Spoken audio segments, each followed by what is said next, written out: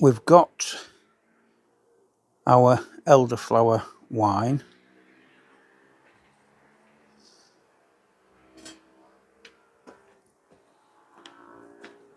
In here, it's been clearing for about 6 weeks. It's lovely, crystal clear. So the next stage that I like to do is bottling it. Now, with it being a white wine, I prefer to put white wine into clear bottles. So that's what I'm going to do now.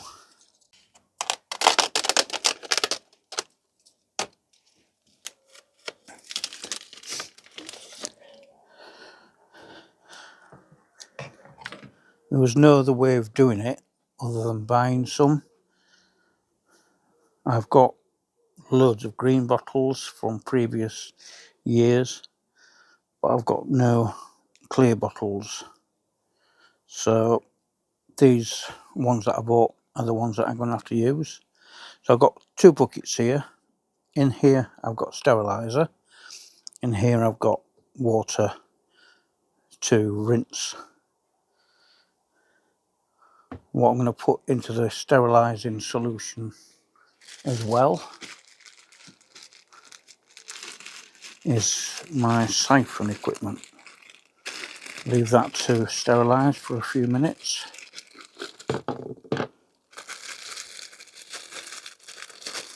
I've not used this type before, so a bit of a experiment.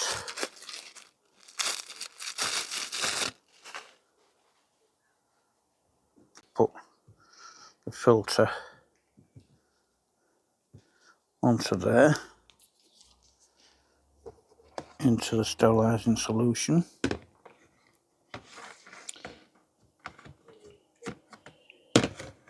and pump some through. Put that end back in there. In fact, I'll put the whole lot into there, then I know it's done. So that's our siphon tube. Bottles, we're going to do a similar process.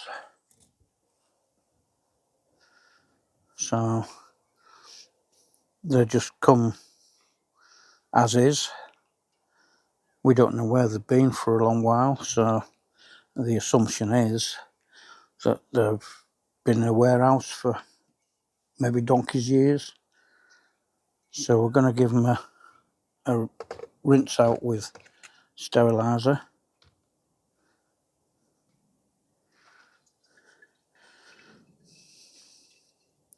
This is the VWP steriliser that I like to use. So,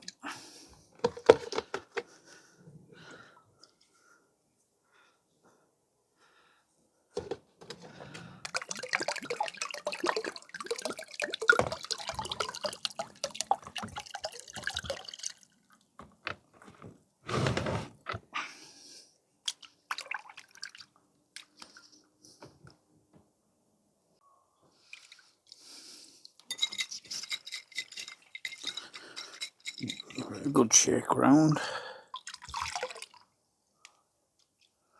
and then pop it into there. If I pop it in upside down, it's still working.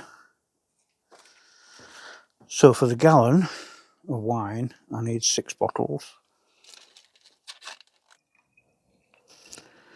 So I took hydrometer readings at the beginning and the end of the fermentation process. So what we've got here is a wine that is 16% alcohol. So that's our 6 bottles.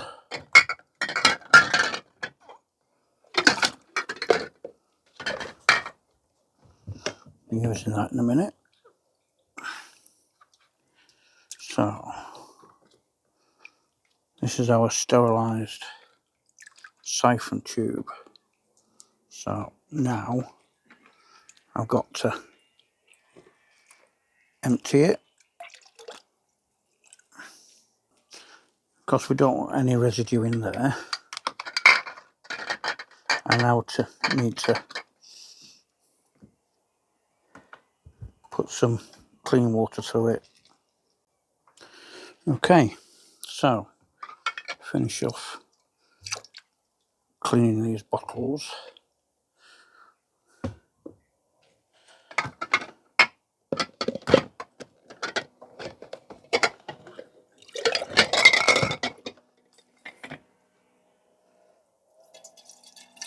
A bit of water. Swirl it round. Tip it out. Then stop any nasties getting in. A bit of kitchen roll in the top. Right, so that's our 6 bottles.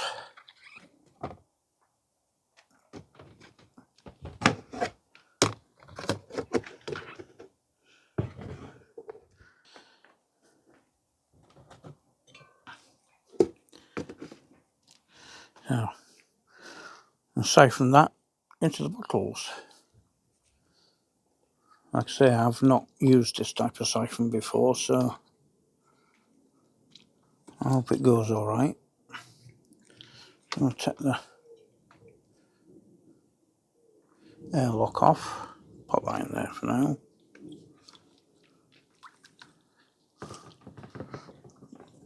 Drain the water off that's in there. Put that in there. Not quite to the bottom yet. First bottle.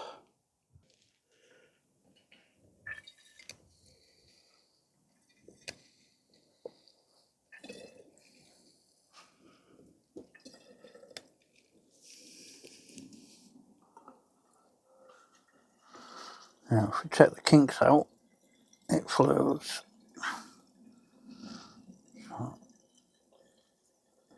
Want it to about there.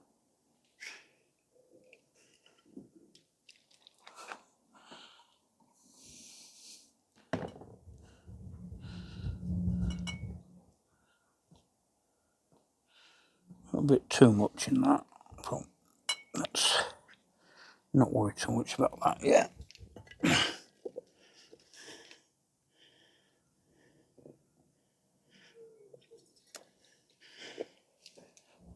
Get the kink out.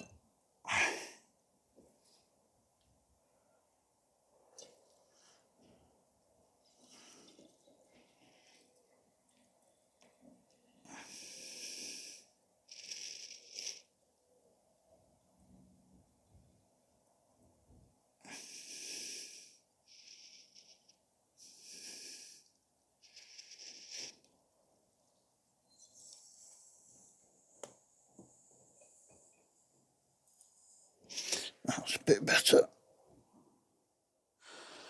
The last one is going to be the hardest because we've got to tip the demijohn up slightly.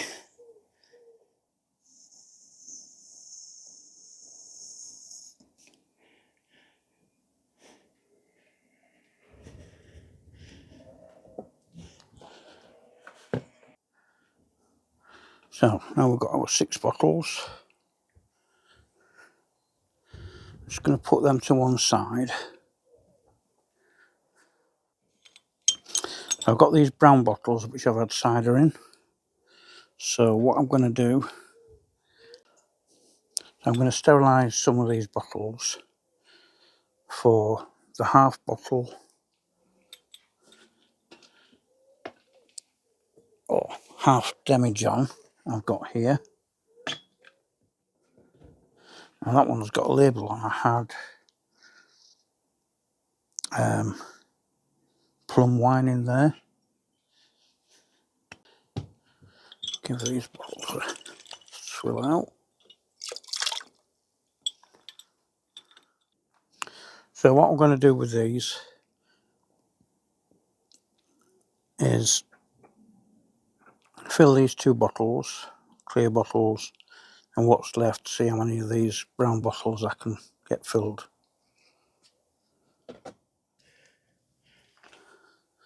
So that's what we've got left. Not enough for a bottle, but we need to sample, don't we?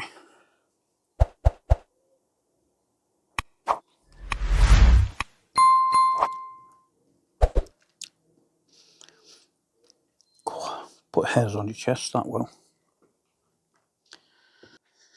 Got that far. Now, next stage, bit of a clean up. These 2, they're easy to seal. Just pull that back.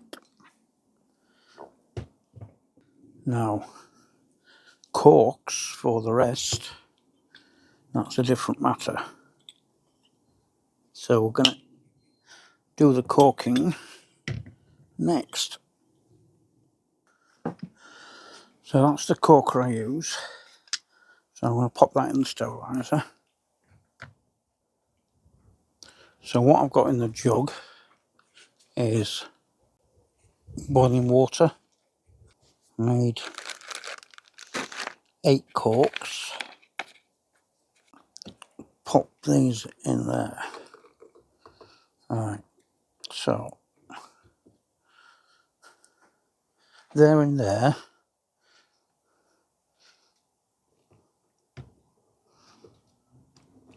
To sterilise them, of course. Also, if they're warm, they're more malleable for going into the bottle. So we'll just leave them in there for a couple of minutes. Ideally something to hold them down other than my fingers. Corker. So that pushes the cork in, and these grip the top of the bottle. So let's try one. Pop it in there. Take that out.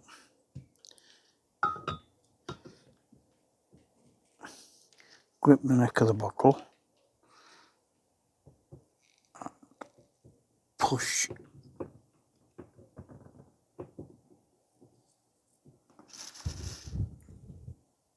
down.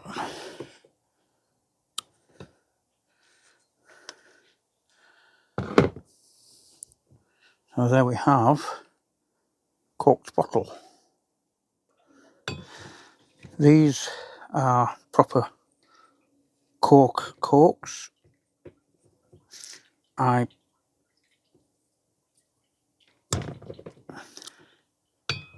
prefer corks, not for any other reason than they go into the bottle better when they're warmed up. The non-cork corks are fine, nothing wrong with them at all. I've used them, but I just find them a bit more difficult to get into the bottle than the corks. So one of the things I like to do with my wine is finish the bottle off with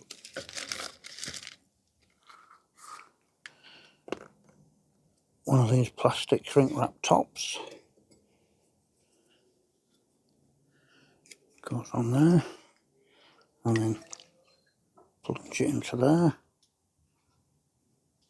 few seconds. It's ready for the final touch.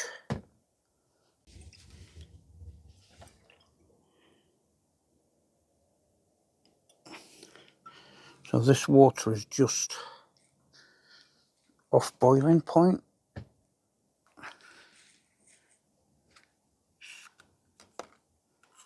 I've never had a bottle crack on me at all. So we've got our 10 bottles of elderflower wine. Now comes the finishing touch. I've designed these labels on my laptop, and just ordinary A4 paper, nothing special about it. You could do it black and white, grayscale if you wanted to. I just prefer it in colour. So like I say, just ordinary A4, nothing special, no sticky or anything else, just ordinary A4. So how do I stick them on the bottles, you ask? Well, after much experimentation over the years and reading a lot from the various forums, I found the answer, and it is this stuff.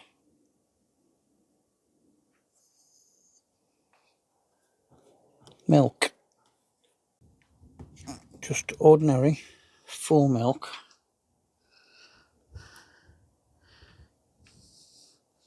Goes on there. Square as I can get it.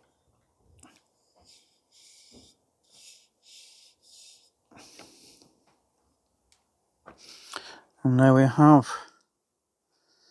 a bottle of elderflower wine. Presentation is good, I think. I'd be quite pleased to hand that over to someone. Looks a bit blotchy at the moment because of the wetness in the paper, but that will dry out. You'll see the picture really well.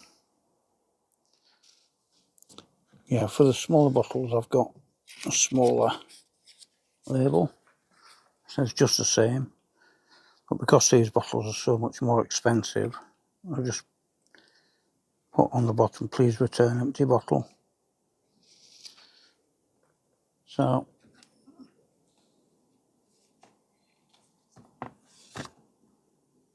that's it, just ordinary cow's milk. And because it's just milk, when it comes to cleaning the labels off, the labels come off with just a bit of a soak. And I picked Alien Blood as my label many years ago, partly because I like alien films, and at the time I was doing a deep red wine and it just seemed appropriate, so kept the label going. So that's what the bottles look like when they're finished.